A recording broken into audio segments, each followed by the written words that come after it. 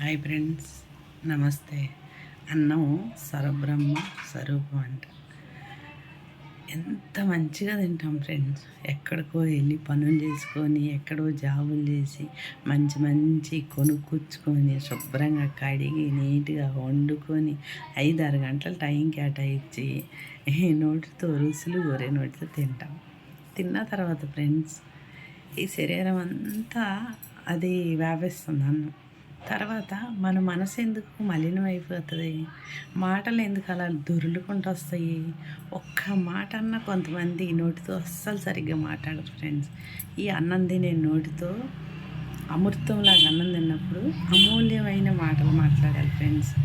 వేరే మాటలు మాట్లాడితే దేవుడు చూస్తా ఊరుకోడు. ఇది బైబిల్లో ఉంది, భగవద్గీతలో కూడా ఉంది ఫ్రెండ్స్. కావాలంటే చూసుకోండి. మంచి మాటలే మాట్లాడాలి మనుషులు. ఏది పడితే అది మాట్లాడకండి ఫ్రెండ్స్.